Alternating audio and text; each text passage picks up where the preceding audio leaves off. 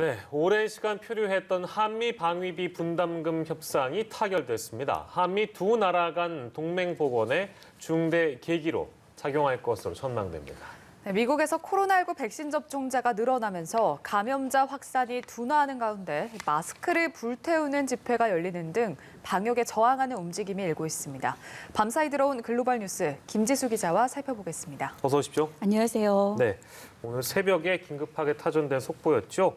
한미 방위비 분담금 협상, 바이든 행정부 출범 46일 만이라고 하는데요. 이 소식 자세하게 좀 전해주시죠. 네, 한국과 미국 두 나라는 한미 방위비 분담 특별협정 체결을 위한 회의 결과 원칙적 합의에 이르렀다고 밝혔습니다. 미 국무부는 합의안에 한국 측의 의미 있는 증액이 포함됐다고 전했습니다.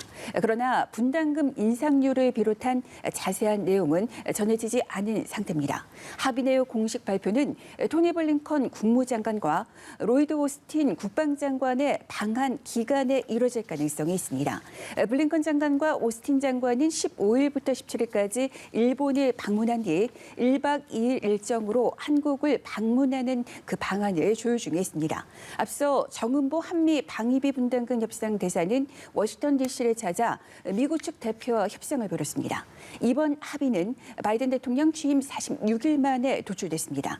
한미는 바이든 행정부 취임 출범 후 두 번의 화상회의를 진행했으며 이번처럼 대면 회의가 이뤄진 건 지난해 3월 로스앤젤레스 회의에 이어서 1년 만입니다. 로스앤젤레스에서 열린 회의 당시 한미 두 나라는 한국의 2020년 분담금을 2019년에 1조 389억 원에서 13% 인상하는 방안에 잠정 합의했으나 트럼프 전 대통령의 대폭 인상 고수로 결실을 보지 못했습니다. 이후 2019년부터 2020년 주한미군 주둔 분담금 결정을 위한 협상을 시작했지만 트럼프 전 대통령이 5배 인상을 압박하면서 협상이 표류하기 시작했고 2020년이 지나도록 합의에 도출하지 못했습니다.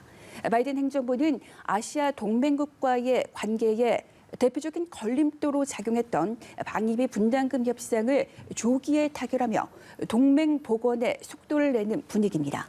앞서 미국은 지난달 일본과 주일미군 주둔 분담의 근거가 되는 방위비 특별협정을 현행 수준에서 1년 더 연장하기로 했습니다. 네, 한편 미국은 이란과의 이 핵합의 복귀를 두고 이란과 굉장히 치열한 기싸움을 벌이면서 중동 정세가 굉장히 불안한 상황인데요.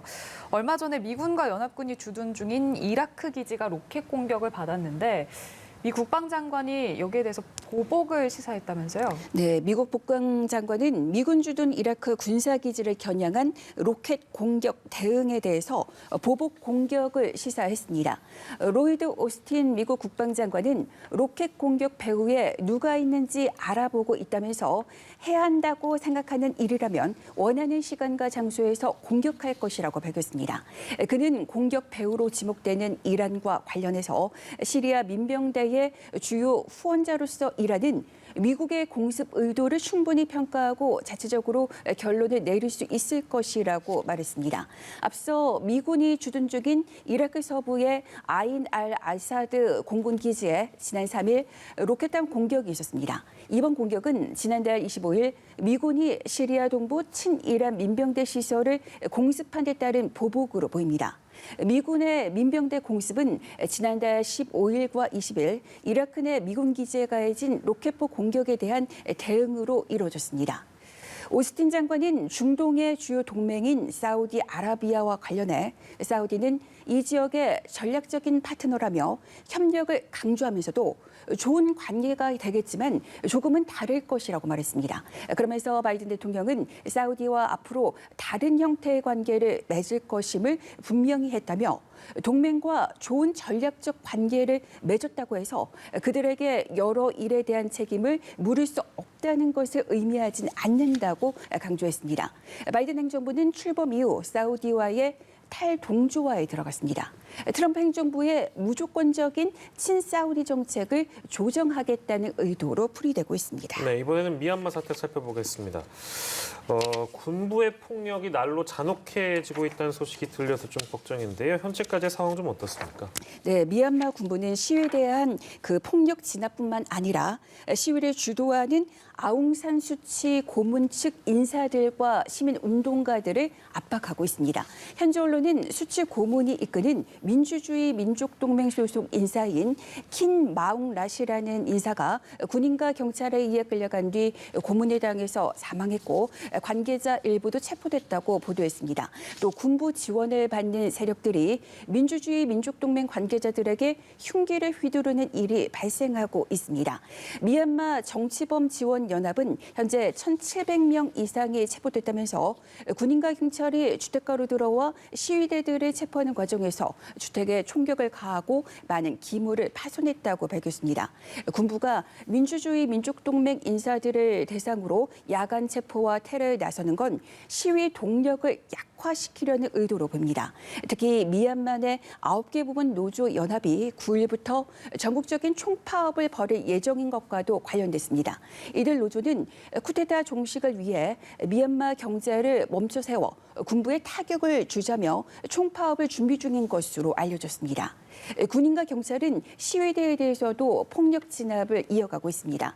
SNS에는 군인과 경찰이 시위대를 향해 무차별적인 폭행을 가하는 장면이 계속해서 올라오고 있습니다. 네, 마지막으로 미국의 코로나19 소식인데요.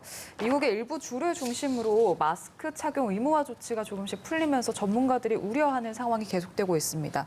그런데 주말에 마스크를 불태우는 행사가 열렸다고요? 네, 미국 아이다호주에서는 마스크를 불태운 행사가 열렸는데 여기에는 어린이들까지 동원이 됐습니다.